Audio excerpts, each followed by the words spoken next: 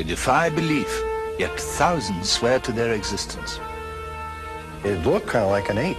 It was about, I'd say, a good 10 feet tall.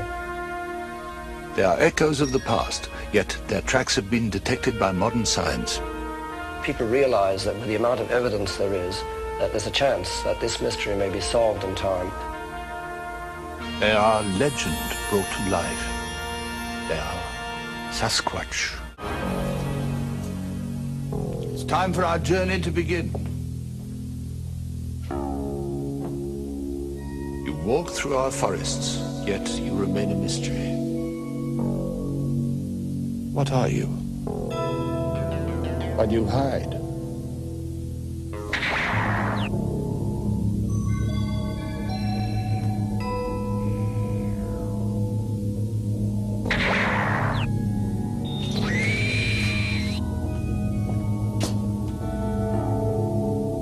In the land we call wilderness, there lives a creature that has become one with legend. At the moment, it's about to have an unpleasant encounter with the self-styled masters of the wilderness, man.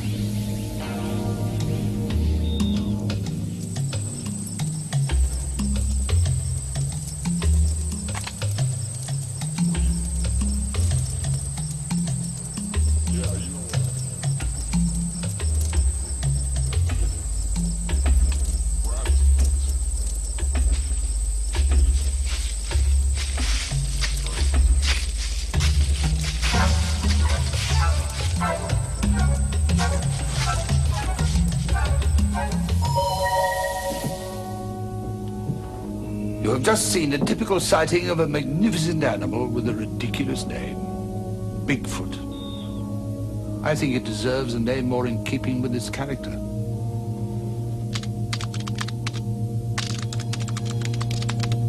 Sasquatch. Since the early 1800s, the creature has been reported all across North America. But it has also been seen all across the world. Similar animals have been seen in the Himalayas, where they're called Yeti, or the abominable snowman. There's a theory that they came to North America by the same land bridge traversed by the Indians.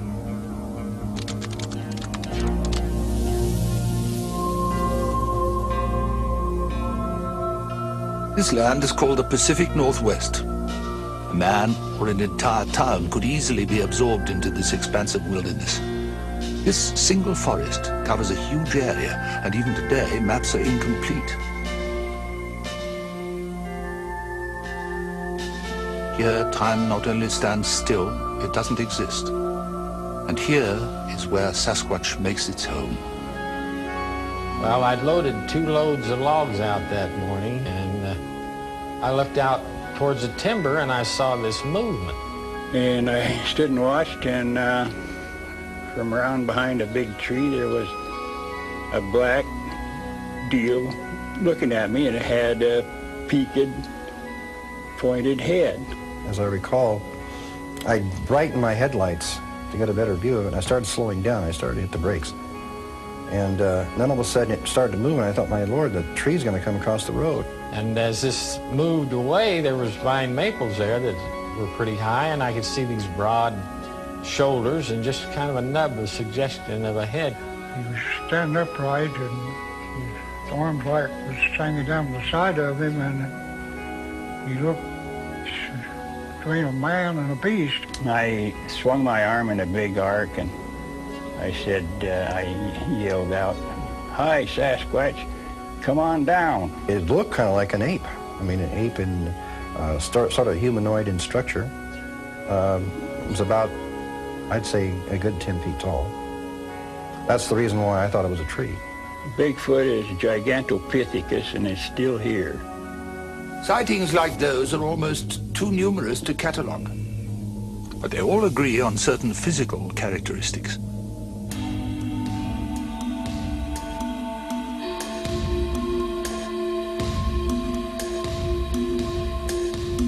Standing between 5 and 8 feet tall, Sasquatch weighs between 500 and 800 pounds, Covered in brown, red or black fur, it is apparently a vegetarian, although occasionally the creature varies its diet by eating small woodland animals.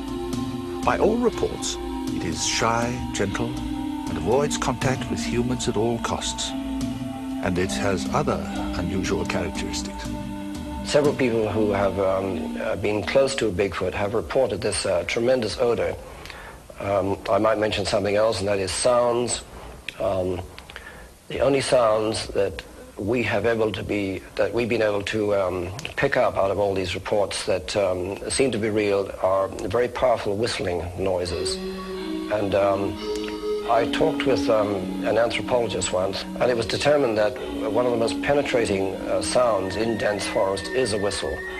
It's a sound which will carry furthest.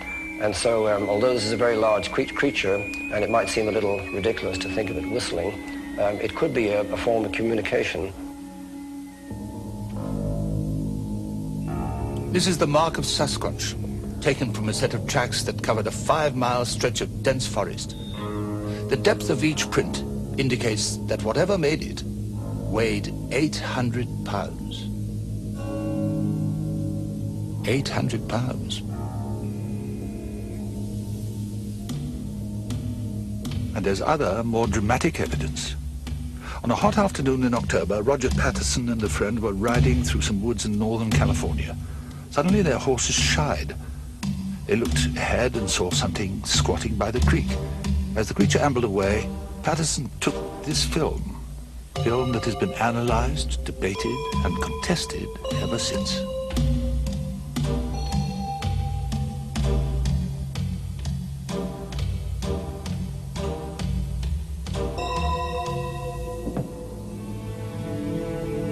What did Roger Patterson see that afternoon? If this film is not a hoax, then it's a very important scientific discovery, and we need to examine it in more detail.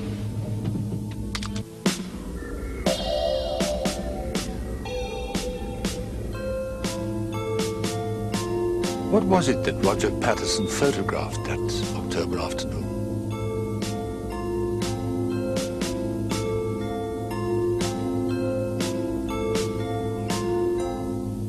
Is this Sasquatch, or a cleverly executed hoax? Let us look closer. The key to this film's credibility is the way the animal walks. A man could not duplicate this peculiar gait. The human body isn't built that way. And that leaves just one explanation. This is Sasquatch. If somebody was inside of an ape suit, trying to imitate that, the shoulders are hopelessly too wide. There's no way you can put a man inside of a monkey suit and get the Patterson film unless you broke his arms in the middle of the upper arm and put a new hinge there. Grover Krantz is a contradiction in terms. He's a man of science, yet he believes in Sasquatch, and that's not a popular viewpoint. I don't really blame the scientific community, since they have so many silly things to dispose of, for being dubious of the Sasquatch. I think, however, rather than denying the Sasquatch, they ought to simply say they don't know.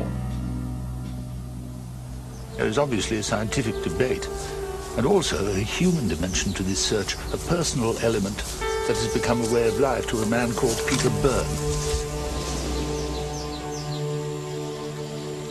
My interest in Bigfoot grew out of original interest and work on the Yeti, or abominable snowman of the Himalaya. I think the main reason why people are interested in the Bigfoot mystery is because it's one of the last great mysteries of this diminishing world of ours. We have the Loch Ness monsters, we have flying saucers, if you like, a few things like that, and we have Bigfoot. And I think also people realize that with the amount of evidence there is, that there's a chance that this mystery may be solved in time. But when you think of it, when you think of the possibility of a prehistoric man living in the forest of the Pacific Northwest, there's a tremendous amount of attraction in that. It arouses enormous curiosity in people. They want to know who or what the thing is, and I think that's where the interest lies. Byrne has never seen Sasquatch, but he's gathered evidence, and he believes it exists. I think they do. I think that the evidence does support the existence of a few. I've had a certain advantage. I've had the time to be able to do 10 years of research, which is more than a lot of people. And I've seen a lot of evidence. I've seen historical evidence, I've seen footprints, and then I've been able to look into the eyes of sane, sensible, rational people who say they've seen one. And so as far as I'm concerned, I think that a few of them do exist in the forests of the Pacific Northwest. So what is Sasquatch? One of the difficulties in coming to a conclusion is that there are so many similar stories of strange animals in the woods. One of the most unusual of these tales comes from New Jersey. This is the Pine Barrens, an aptly named wilderness spanning hundreds of miles across southern New Jersey in the United States. For 200 years, reports of a strange animal have been circulating, and nobody has been able to identify what it could be. The Jersey Devil has been around since 1735, and it's a legend which is as strong today as it ever has been.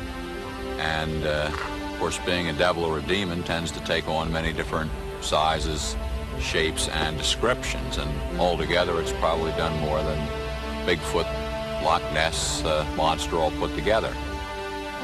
In 1909, many eyewitnesses saw a creature that was huge, mysterious, elusive. Sasquatch. During this period in January, thousands of people saw the Jersey Devil or his footprints. Posses formed to chase him. Rewards were offered. Many people locked themselves up in fear and stayed in their homes. These sightings have persisted for centuries, and though no physical evidence exists, the legend refuses to die.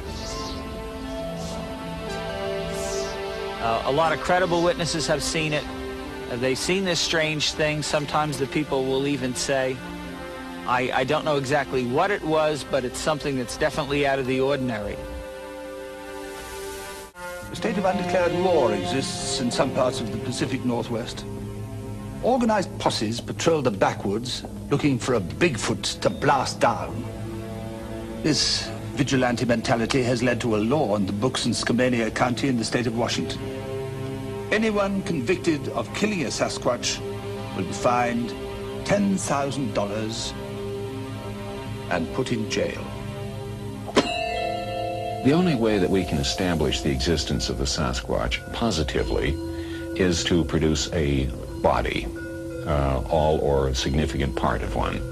This isn't just my idea. I've been told this by all of the skeptics, including the top authorities at the Smithsonian. And until physical evidence is produced, the scientists are not about to say that it's real. They're not about to accept it, try and classify it. This leaves us then with the only obvious alternative is for somebody to shoot one and bring in the body.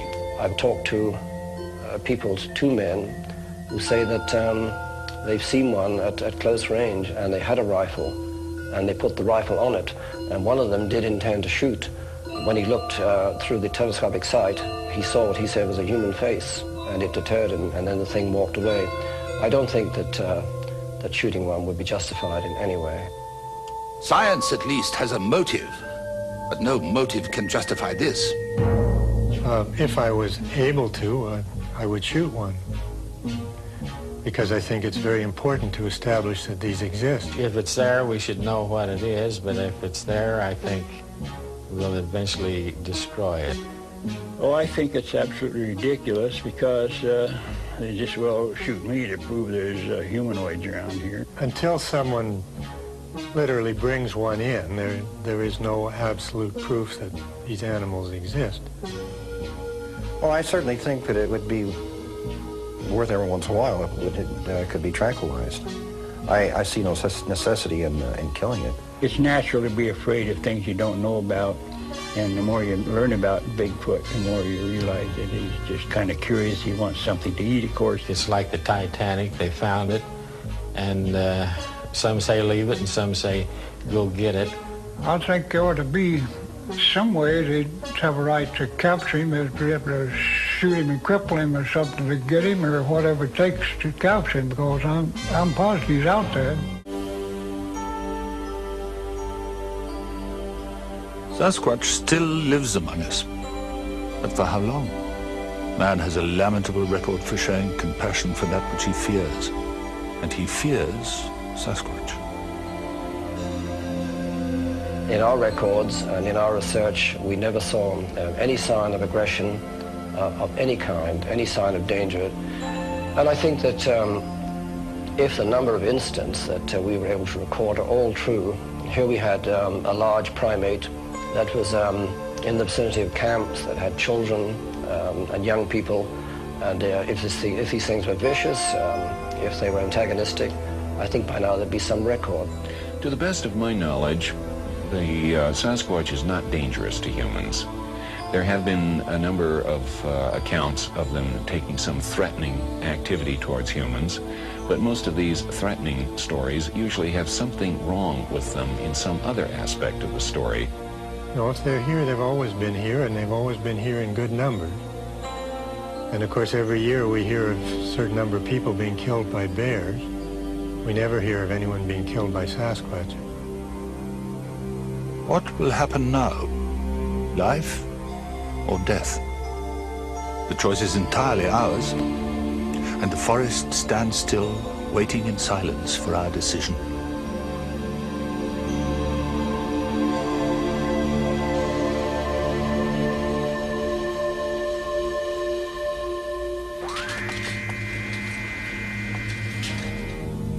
There's an ability about this creature that the Indians recognized. They turned Sasquatch into legend, into a god of sorts. We too should celebrate the existence of a living wonder like Sasquatch, not drive it deeper into isolation.